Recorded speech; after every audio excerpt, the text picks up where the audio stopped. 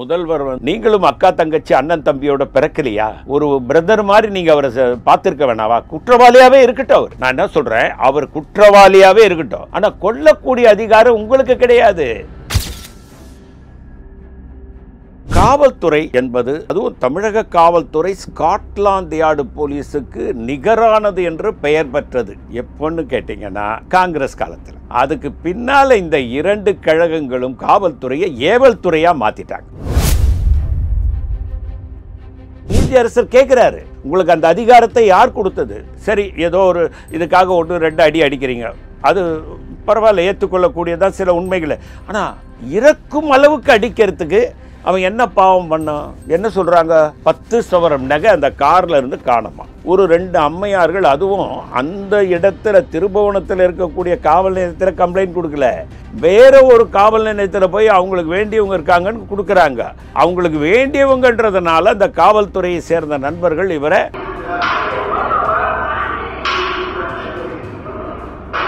நான் எடுக்கலன்னு அவர் சொல்லியும், ஒரு இளைஞன் 27 வயது ஆன ஒரு இளைஞனை, வாழ வேண்டிய வயதில் இருக்கக்கூடிய இளைஞனை நீங்க விசாரிங்க. காவல்துறை விசாரிப்பதற்காகத்தான் இருக்கிறது. குற்றங்கள் நிகழக்கூடாது என்பதற்காக தான் காவல்துறை வைத்திருக்கிறோம். குற்றங்கள் நிகழாமல் நீங்கள் பார்த்துக் கொள்ள வேண்டும். குற்றம் நிகழ்ந்து விட்டது என்றால் முதல்வர் ஒரு எஃப்ஐஆரை போட்டுட்டு தான் நீங்க விசாரிக்கணும். அதுதான் சட்டம். எஃப்ஐஆரே இல்லாம வாய்மொழி உத்தரவில், வாய்மொழி புகார் அடிப்படையில் விசாரிப்பதற்கு சட்டத்தில் சிறு கடுகளவு உரிமை இது கூட கிடையாது. கடுகளவு கூட சட்டத்தில் இடம் இல்லை. ஆனால் நீங்கள் எஃப்ஐஆரும் போடாம யாரோ 2 பெண்கள் காவல்துறைக்கு வேண்டியவர்கள், ஒரு அதிகாரிக்கு வேண்டியவர் என்பதற்காக ஒரு உயிரை அடித்து கொலை செய்கிறீர்கள் என்றால், ராஜீவ்காந்தி கொலையாளியே விடுதலை பண்ணாங்க. இந்த திராவிட முன்னேற்ற கழகம், அண்ணா திராவிட முன்னேற்ற கழகமே கொலை பண்ணது அவனுங்க தான் தெரிஞ்சே விடுதலை பண்ண சொன்னீங்களே. ஒரு அப்பாவியை கொண்டு போய், நான் அப்பாவின்னு தான் சொல்லுவேன் அந்த அஜித் குமார. குற்றம் நிரூபிக்கலையே. நீங்க அவங்ககிட்ட இருந்து செயின் எடுத்தீங்களா? நீங்க குற்றவாளின்னு சொன்னா அவன் பாக்கெட்ல இருந்து செயின் எடுத்துருக்கணும், இல்ல அவன் வாக்குமூலத்துல இருந்து எங்காவது ஒளிச்சு வச்சிருந்தா எடுத்துருக்கணும். நீங்க வாய்மொழியினுடைய புகாரின் அடிப்படையில் அவனை விசாரித்ததே முதல் தவறு. அததான் சிபிஐ சொல்ல போகுது. வாய்மொழி உத்தரவுனா யார் கொடுத்த உத்தரவு? அந்த உத்தரவை நீங்கள் எப்படி செயல்படுத்தலாம்? சட்டத்தில் அதற்கு இடம் இருக்கிறதா? இடம் இல்லை. ஆகவே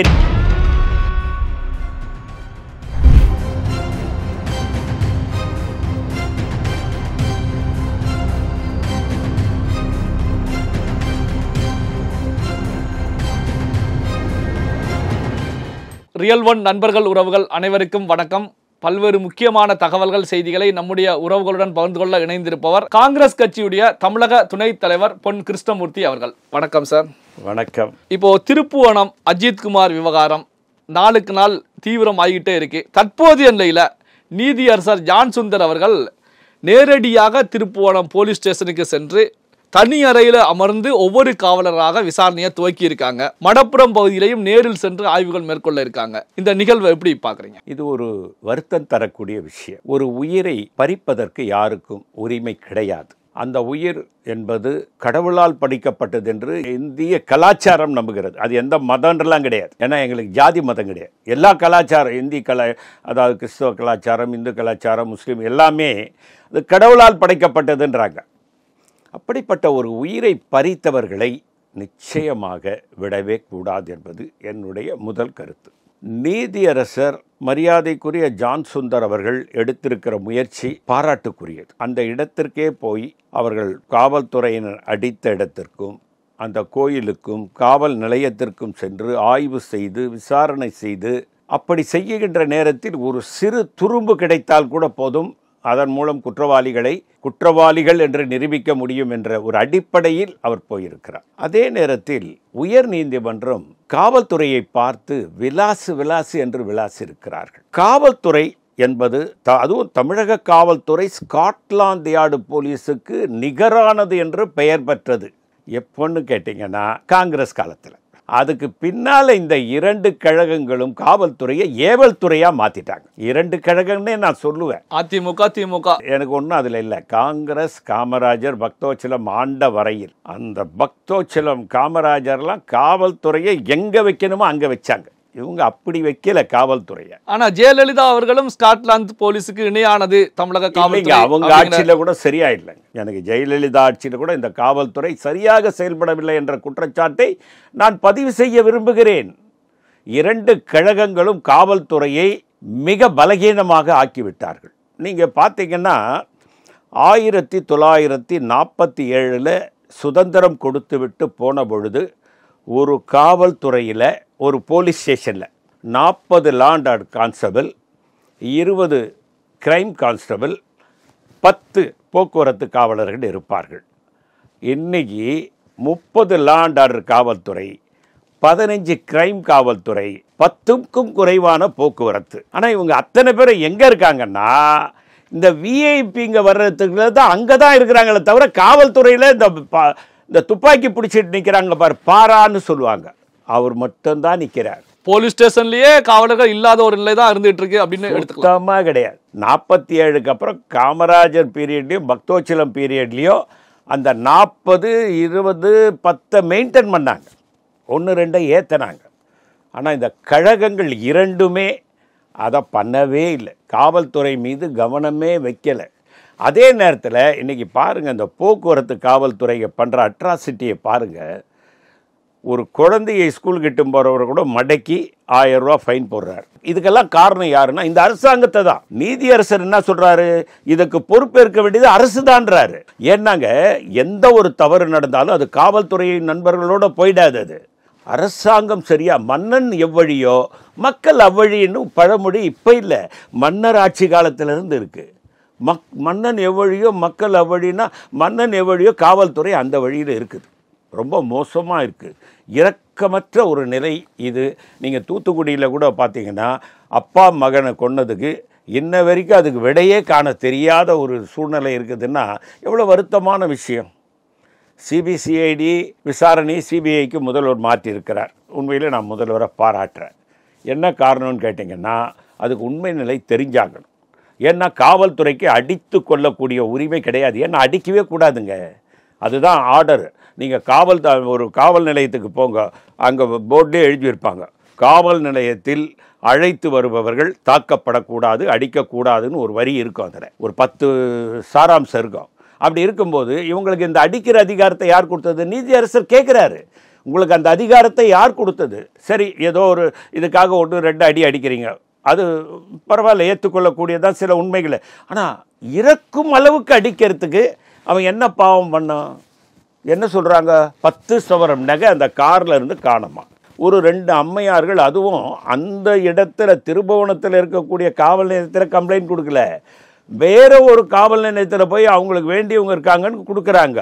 அவங்களுக்கு வேண்டியவங்கன்றதுனால அந்த காவல்துறையை சேர்ந்த நண்பர்கள் இவரை நீ தான் எடுத்திருப்பேன்னு சொல்லி அடிக்கும்போது, நான் எடுக்கலைன்னு அவர் சொல்லியும் ஒரு இளைஞன், 27 வயது ஆன ஒரு இளைஞனை, வாழ வேண்டிய வயதில் இருக்கக்கூடிய இளைஞனை நீங்கள் விசாரிங்க. காவல்துறை விசாரிப்பதற்காகத்தான் இருக்கிறது. குற்றங்கள் நிகழக்கூடாது என்பதற்காக தான் காவல்துறை வைத்திருக்கிறோம்.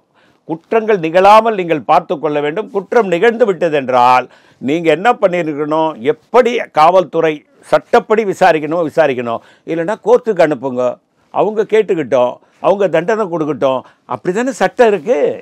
நீங்கள் அடித்து கொள்வதற்கு உங்களுக்கு யார் உரிமை கொடுத்தாங்க? நீதியரசரை கேட்குற அதே கேள்வியை நானும் கேட்குறேன். இப்போ பார்த்தா தமிழக காவல்துறையை பொறுத்த வரைக்கும் நேரடியாக சிஎம் அவர்களுடைய கண்ட்ரோலில் தான் தமிழக காவல்துறை இருக்கிறது.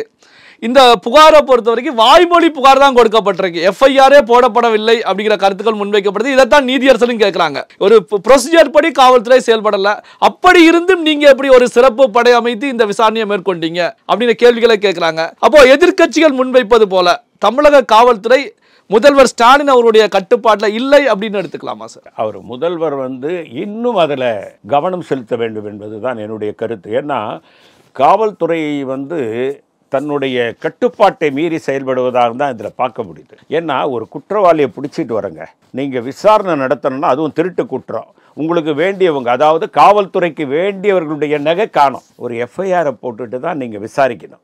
அதுதான் சட்டம். எஃப்ஐஆரே இல்லாமல் வாய்மொழி உத்தரவில் வாய்மொழி புகார் அடிப்படையில் விசாரிப்பதற்கு சட்டத்தில் சிறு கடுகளவு உரிமை இது கூட கிடையாது. கடுகளவு கூட சட்டத்தில் இடம் இல்லை. ஆனால் நீங்கள் எஃப்ஐஆரும் போடாமல் யாரோ 2 பெண்கள் காவல்துறைக்கு வேண்டியவர்கள், ஒரு அதிகாரிக்கு வேண்டியவர் என்பதற்காக ஒரு உயிரை அடித்து கொலை செய்கிறீர்கள் என்றால், தூத்துக்குடி கொலையை பற்றி அவங்களுக்கே தெரியும். தெரிஞ்சிருந்தும் காவல்துறை இப்படி செய்யறத வந்துங்க ஏற்றுக்கொள்ளவே முடியாது. ஒரு மனித உயிர் அல்லவா அது. அதை எப்படி நடத்த வேண்டும் என்று உங்களுக்கு தெரியாதா? நீங்களும் அக்கா தங்கச்சி அண்ணன் தம்பியோட பிறக்கலையா? ஒரு பிரதர் மாதிரி நீங்கள் அவரை பார்த்துருக்க வேணாவா? குற்றவாளியாகவே இருக்கட்டும் அவர். நான் என்ன சொல்கிறேன், அவர் குற்றவாளியாகவே இருக்கட்டும். ஆனால் கொல்லக்கூடிய அதிகாரம் உங்களுக்கு கிடையாது. கோர்ட்டுக்கு கூடங்க வந்த உடனே அவனை தூக்கில் போட்டு சொல்ல முடியாது. எங்க ராஜீவ்காந்தி எங்களுடைய அருமை தலைவன், அவரை கொன்னவரையே தூக்கில் போகிறதுக்கு 26 வருஷம் கடைசியில் தூக்கிலேயே போடலையேங்க. அதுதாங்க சட்டம். விசாரணை விசாரணை விசாரணை. ஒரு சின்ன ஒரு நாய் கூடங்க, பிரிட்டிஷ்காரன் சட்டத்தை நம்ம பயன்படுத்துகிறோம். ஒரு நாய் கூட குற்றம் இழைத்திருந்தால், கடித்திருந்தால், அதன் மீது குற்றம் நிரூபிக்கப்படவில்லை என்றால் விடுவிக்கப்பட வேண்டும் என்று சட்டம் சொல்லுகிறது. குற்றம் நிரூபிக்கப்பட்டால் தான் அவனுக்கு தண்டனை. ராஜீவ்காந்தி கொலையாளியே விடுதலை பண்ணாங்க. இந்த திராவிட முன்னேற்ற கழகம், அண்ணா திராவிட முன்னேற்ற கழகமே கொலை பண்ணது அவனுங்க தான் தெரிஞ்சே விடுதலை பண்ண சொன்னீங்களே. ஒரு அப்பாவியை கொண்டு போய், நான் அப்பாவின்னு தான் சொல்லுவேன் அந்த அஜித்குமாரை. குற்றம் நிரூபிக்கலையே. நீங்கள் அவங்ககிட்ட செயின் எடுத்தீங்களா? நீங்கள் குற்றவாளின்னு சொன்னால் அவன் பாக்கெட்லேருந்து செயின் எடுத்துருக்கணும், இல்லை அவன் வாக்குமூலத்திலேருந்து எங்கேயாவது ஒளிச்சு வச்சுருந்தா எடுத்துருக்கணும். நீங்கள் வாய்மொழியினுடைய புகாரின் அடிப்படையில் அவனை விசாரித்ததே முதல் தவறு. அதை தான் சிபிஐ சொல்ல போகுது. வாய்மொழி உத்தரவுன்னா யார் கொடுத்த உத்தரவு, அந்த உத்தரவை நீங்கள் எப்படி செயல்படுத்தலாம், சட்டத்தில் அதற்கு இடம் இருக்கிறதா? இடம் இல்லை. ஆகவே நீங்கள் குற்றவாளி. சிபிஐ சொல்ல போகுது. இப்போ இந்த விவகாரத்தை பொறுத்த வரைக்கும், அஜித்குமார் கொலை செய்யப்பட்ட விவகாரத்தை பொறுத்த வரைக்கும் பார்த்தீங்கன்னா, இப்போ சிபிஐக்கு முதலமைச்சர் ஸ்டாலின் அவர்கள் வேக வேகமாக சிபிஐக்கு மாற்றியிருக்காங்க.